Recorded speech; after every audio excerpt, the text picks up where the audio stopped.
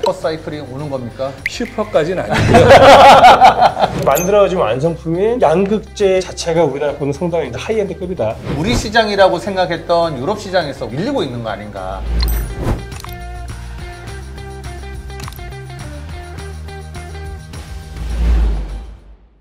네, 안녕하십니까. 테크 토크 시간이 돌아왔습니다. 배터리 분야 세 번째일 텐데요. 지난 두 번에 걸쳐서 4세대 배터리가 무엇이고 현재 어느 상황이 와 있고 어떻게 갈 수 있는지 이야기를 나눠봤고요.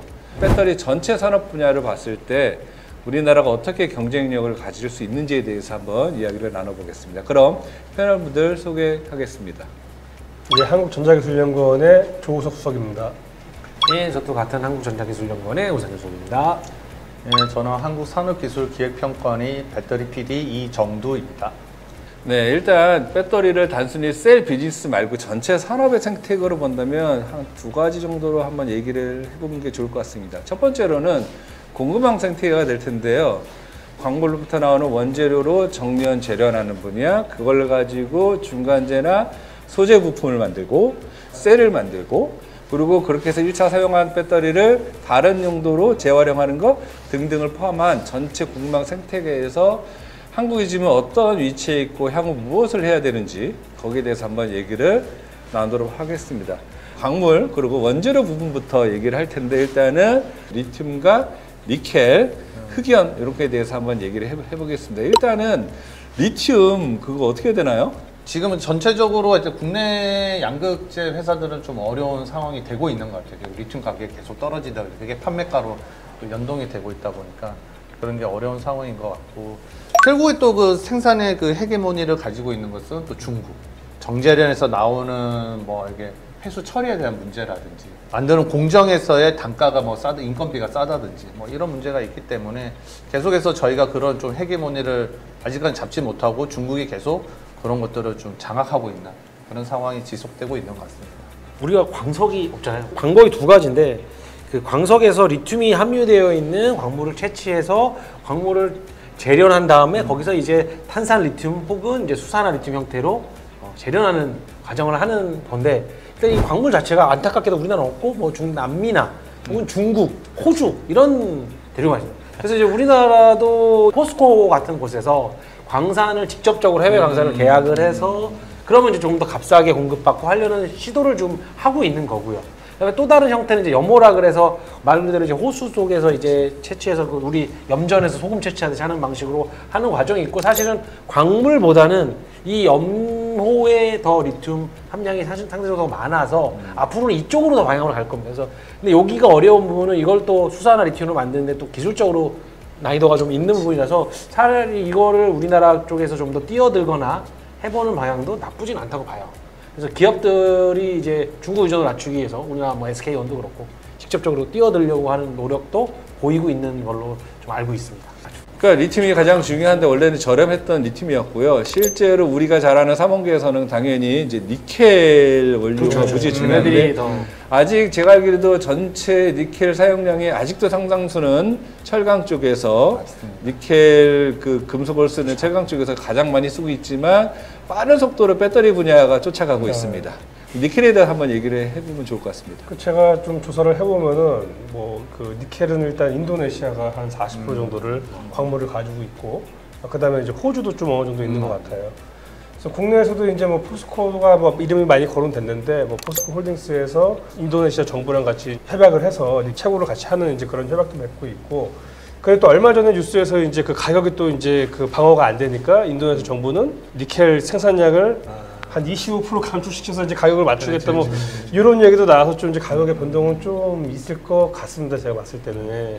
인도네시아 그게 이제 철강에서 많이 쓰이고 있었는데 사실은 이제 철강 산업을 위해서 중국 기업들이 인도네시아에도 진출을 엄청 했었어요. 네. 그게 또 배터리에서도 많이 필요한 상황이 되니까 자기네들 이것도 너무 잘 됐다. 계속 하고 이제 저희는 이제 아까 조석 박사님 얘기하신 것처럼 조금 늦게 이제 시작한 부분도 있고요. 그래서 자원 순환도 얘기해 주셨고 했기 때문에 저희가 광산에 대한 투자를 해서 저희가 직접 개발하는 것도 중요한 부분이고 계속 재활용해서 쓸 수 있는 부분도 있고 그런 것들이 또 계속 중요하다고 봅니다. 근데 지금 원재료 중에서 리튬과 니켈은 우리 배터리 입장에서는 순도만 맞으면 쓸 수 있어요. 따라서 그리고 중국이 다 많이 차지하고 있지만 다른 쪽에서 구할 여지가 좀 있어요. 그런데 이제 흑연이 문제죠. 흑연이 지금 명실공히 원재료 중간재까지 따지면 일본과 한국에서 아주 소량 생산하는 인조흑연을 빼놓고는 100% 중국산이죠. 아, 흑연 어떻게 해야 되나 이거? 이제 흑연은 이제 저희가 이제 쓰이는 게 이제 두 개가 있잖아요. 천연 흑연이 있고 아까 얘기했던 인조 흑연이 있고. 사실은 천연 흑연은 말 그대로 이제 광산에서 현해서 부형화 시켜서 이제 코팅해서 쓰는 거고. 인조 흑연은 아예 이제 다른 이제 부산물로부터 뭐 콜타르부터 시작해가지고 저희가 높은 온도에서 열 처리를 해서 코팅해 쓰고. 사실은 최근에는 이제 전기 자동차 쓰면서는 사실 인조 흑연에 대한 또 니즈가 많이 늘어나고 있는 상황이죠. 근데 그게 아까 이제 송준호 센터장님 얘기하신 것처럼 이게 뭐 천연 흑연이든 인조 흑연이든 지금 뭐 전 세계 공급망의 90% 이상을 다 중국 기업이 가지고 있는 상황이다 보니까 우리 한국 기업들이 아까 뭐 포스코도 이제 뭐 그런 흑연을 생산하기 위한 노력들을 많이 하고 있지만 자꾸 어려움을 겪는 이유가 결국 소비자들 아니면 뭐 배터리 제조회사들은 가격을 무시할 수가 없잖아요. 그런 부분들이 너무 최적화가 잘 돼 있다 보니까 저희가 후발주자로서 뛰어들기가 좀 약간 어려운 점이 있죠. 가격도 있지만 쟤는 환경 가격을 많이 따져봐야 되는 것 같아요. 환경에 대한. 국내에서는 환경 규제가 이제 많이 이제 친환경을 많이 신경을 써야 되기 때문에 만드는데 비용이 올라갈 수밖에 없는데 중국 같은 경우에는 사실 그런 거 다 무시하잖아요. 그래서 환경에 대해서 들어가는 돈이 상당히 작기 때문에 제품이 싸게 나올 수밖에 없고. 근데 중국도 근데 점점 선진화가 된다면은 그런 것도 좀 올라가지 않을까요? 바뀌면서. 우리나라 입장에서는 그거를 결국 어떻게 해야 되느냐?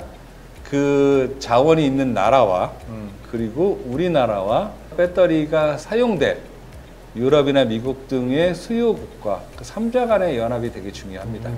그래서 시간이 많이 걸리겠지만 어떻게든지 간에 중국이 제외된 새로운 공급망 생태계를 조금씩 만들어 가야 된다. 그러면 이번에는 좀 중간재나 소재 부품까지도 얘기를 해볼 텐데 양극재도 뭐 할 얘기 있을까 싶네요. 다 우리나라가 선전하고 있지만 실제로 전체 3사가 쓰는 양의 50% 이상을 중국산 양극재를 사용합니다. 맞습니다. 그게 문제예요. 비싸서 안 사주는 것도 있지만. 전구체는 어때요? 전구체도 일단 국내 양극업체들은 기본적으로 만들 줄 아는 애들이 많이 있었어요. 그러니까 뭐 에코프로비안 같은 것도 회사도 전구체를 직접 만들었고 그렇게 해서 생산 기술에서는 상당히 기술력은 가지고 있는데 요즘 중국도 상당히 경쟁력이 많이 올라왔어요. 그래서 뭐 대표적인 게 제가 알기로 뭐 GEM이라는 회사 그거는 전구체를 상당히 수준 높은 수준으로 만들고 있고 가격이 더 싸요. 근데 결국에 이제 국내 양극재 업체도 이걸 수입해서 쓰는 곳이 상당히 많이 있을 거예요. 예. 중요한 건 얘를 가지고 양극재를 만드는 기술. 그렇게 만들어진 완성품인 양극재 자체가 우리나라 거는 상당히 이제 그래도 이제 하이엔드급이다. 예. 그런데 좀 의의를 줘야 되지 않아라고 저는 이제 생각을 하고 있습니다. 전 세계 양극재 시장 점유율이 한국의 비중이 10% 좀 넘어요. 우리가 보기엔 높은 거거든요. 근데 다른 분들이 보기엔 그거밖에 안 돼? 이러는 거죠. 다른 거는 5% 언더입니다. 양극재가 그나마 높은 거죠. 예, 이제 수요 시장 측면에서 지역벽을 좀 알아보겠습니다. 그러니까 중국이 한 60, 70% 있으니까 그거 빼고 이제 크게 유럽, 미국 시장 이 정도일 텐데요.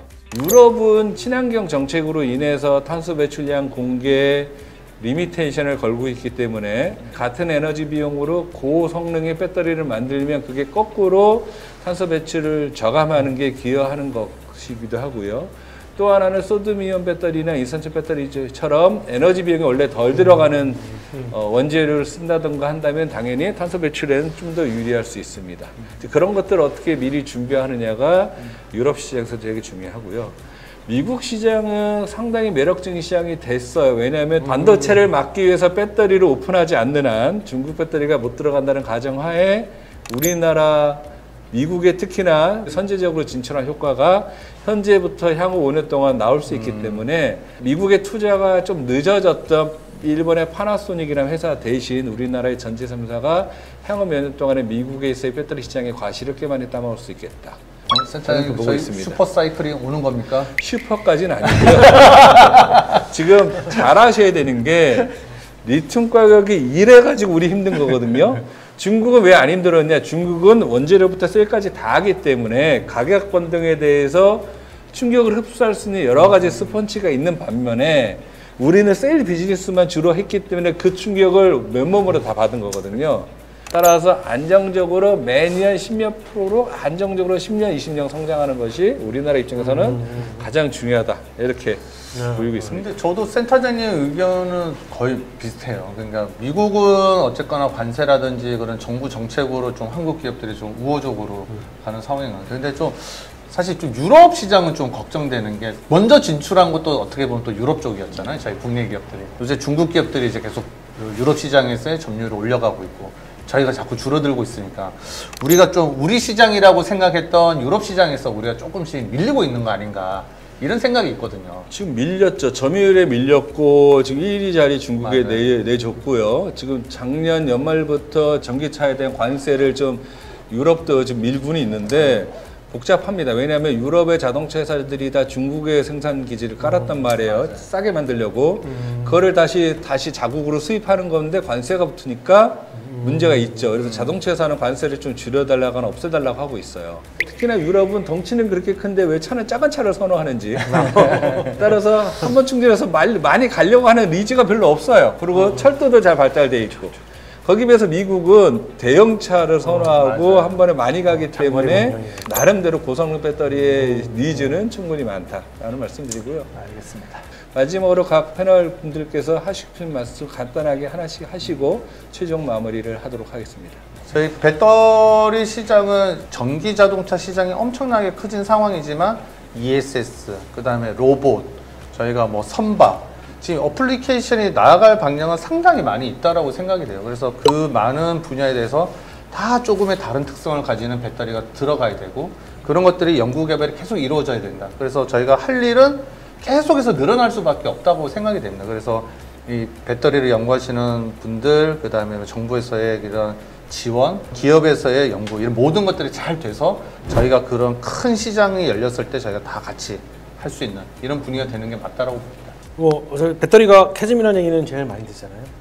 실제로 보면 저도 그렇게 생각이 들고요. 캐즘이라는 시점에서 우리가 봐야 될 건 오늘 많은 얘기도 나왔듯이 우리가 잘하는 부분도 있지만 어쩔 수 없이 못하는 부족한 부분, 그다음에 이거는 우리가 힘으로는 국내 그 여건으로 하기 어려운 부분도 있으니까 또 새로운 돌파구 찾아야 되는 부분들에 대한 얘기를 많이 했고요.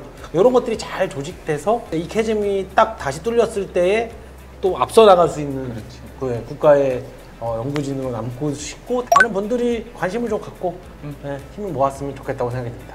이 리튬 채전지는 산업이 먼저 발전하고 그 뒤에 이제 연구소나 이런 게 좀 따라가는 그런 이제 국내에서 좀 그랬던 것 같아요. 일본이랑은 다르게. 근데 지금은 이게 좀 많이 바뀌어서 차세전지도 나오고 아니면은 LIB도 좀 기술을 발전시키면서 이제 뭐 산업과 그 연구라는 게 이제 어느 정도 균등한 위치로 가면서 좀 연구 쪽도 좀 많이 중요해지는 것 같은 뉘앙스를 받아요. 저는 요즘 느낌이.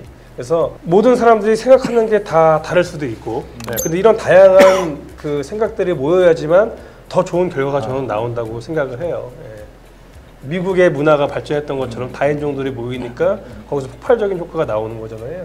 그런 것처럼 우리 전지도 지금은 이제 전지하신 분들만 이 부분을 많이 했고 하지만 아까 말씀드린 이 전지 분야가 아니었던 분들도 뭐 셀 제조 관점에서 아니면 뭐 소재 관점에서 한번 융합을 해보면 좋을 것 같고 또 산학 연두 정부에서도 많이 지원해 주시면 좋을 것 같습니다. 예. 네, 지금까지 세 분 패널 분들을 모시고 좋은 말씀 많이 들었습니다. 마지막으로 제가 하나 더 얹자면 뭐든지 우리나라가 유일한 강점은 인력밖에 없는 것 같습니다. 결국 우리 배터리 인력이 얼마나 잘 성숙하고 성장하느냐가 중요하고 최근에 여러 가지 정책 등을 통해서 배터리에 관련된 학과야 학부, 대학원에 많은 자금이 지원되는 게 좀 다행이라 생각하고요. 이러한 자원들이 향후에 우리나라 배터리 미래를 선도하는 데 많은 기여를 할 거라고 생각합니다. 저희 센터의 주제곡이 사랑의 배터리입니다. 배터리를 사랑하는 사람들께 모여서 배터리에 대한 아주 좋은 유익한 대화를 나눌 수 있게 되어서 진심으로 감사드리고 이것으로 모든 테크토크를 마치도록 하겠습니다. 네, 감사합니다. 수고했습니다.